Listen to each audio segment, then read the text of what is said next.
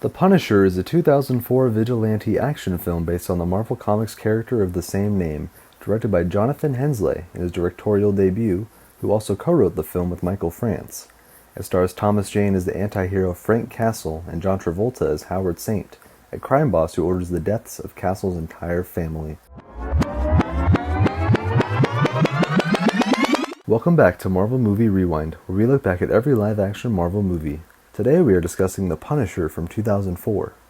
Before this movie, there was a Punisher movie 15 years prior, in 1989.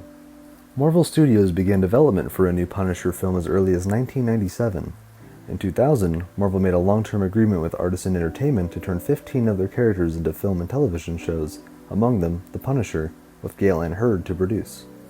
The Punisher marked Marvel's first major independent release as an equity owner, whereby it contributed characters and creative support to lower-budget picks in exchange for a financial stake in the negative cost. Screenwriter Jonathan Hensleigh signed on in April 2002, and The Punisher also became his directing debut. The story and plot were mainly based on two Punisher comic book stories, Welcome Back Frank and The Punisher Year One.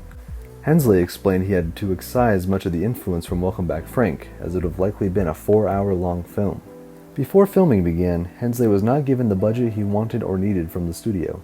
Hensleigh knew that most action pictures get a budget of around $64 million. He was only given $33 million, with only $15.5 million going toward the shooting budget and post-production for the film. With only 52 days to shoot, which is half the time allocated for most action pictures. Most of Hensleigh's original script had to be edited and rewritten many times due to budget issues. According to the DVD commentary, the first scene in the film would have been a battle set in Kuwait during the Gulf War, but they were unable to film the scene as a result of the budget cuts. Hensleigh and Arad have said in many interviews that Jane was the first and only actor to be asked to play the title role. Arad had previously pursued Jane for other roles in Marvel Studios films.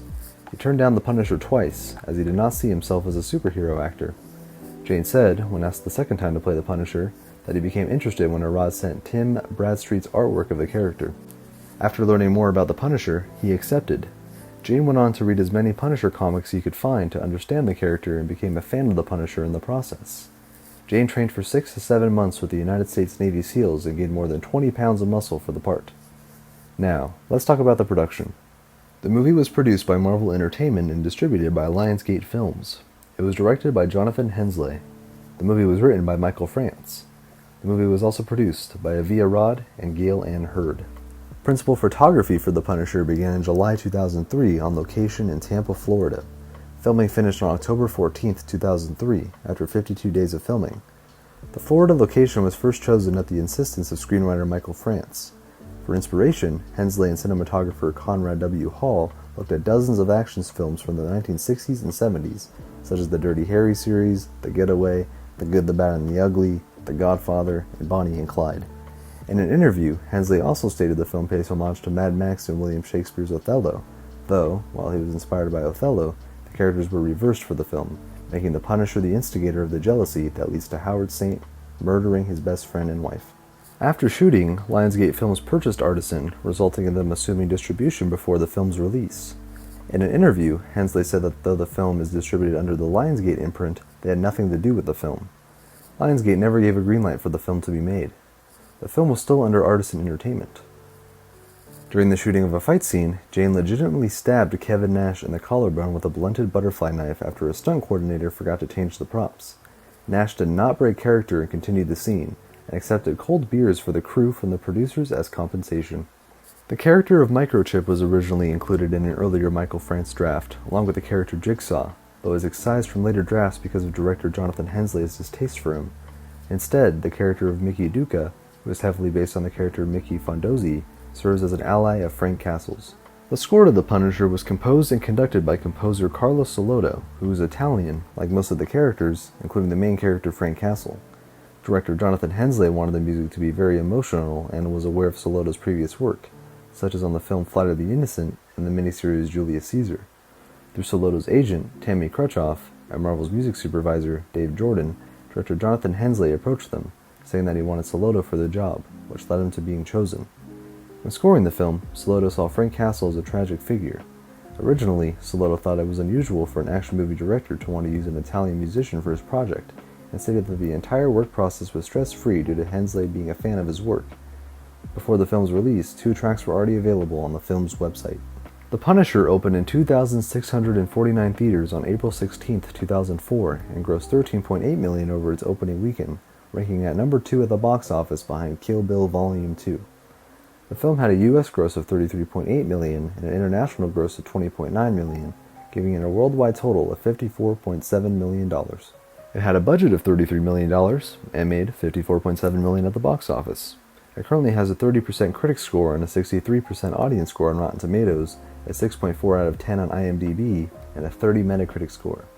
The film received generally negative reviews. Before release, a novelization was written by D.A. Stern and released in March 2004. Jane reprised the role of Frank Castle in the 2005 video game The Punisher. An extended cut DVD was released on November 21, 2006, with 17 minutes of additional footage. Lionsgate Entertainment planned to produce a direct sequel titled The Punisher 2, with Avi Arad, chairman and CEO of Marvel Studios, stating that the second film would become the 5th Marvel property to become a sequel. Jonathan Hensleigh said that he was also interested in working with Thomas Jane again for The Punisher 2. Jane said that the villain for The Punisher 2 would be Jigsaw. He was so eager to do the sequel starring Jigsaw as the villain that he put on an additional 12 pounds of muscle. The project lingered in development for over 3 years. Jonathan Hensleigh completed a first draft of the script before pulling out around 2006. John Dahl was in talks to direct the film, but pulled out due to script quality issues in the studio not wanting to spend much money on the project. Rob Zombie was also considered to direct the sequel. In a statement on May 15, 2007, and in 2 audio interviews, Thomas Jane said that he pulled out of the project due to creative differences in the budget of the film being cut, in addition to director Walter Hill being turned down as director by Lionsgate. In June 2007, Lexi Alexander reportedly replaced Dahl as director, and actor Ray Stevenson would replace Thomas Jane in the title role. The Punisher 2 then became Punisher Warzone, a reboot of the Punisher film series with no connection to the 2004 film.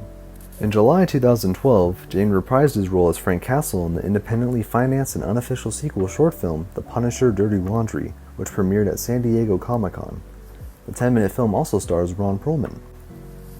An alternate timeline variant of the Russian appears in Deadpool and Wolverine, portrayed by an uncredited Billy Clements.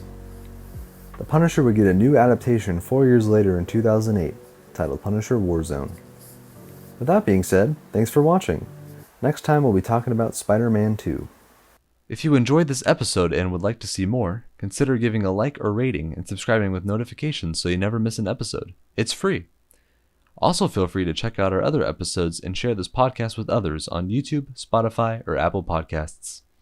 We'll see you next time on Movie Rewind.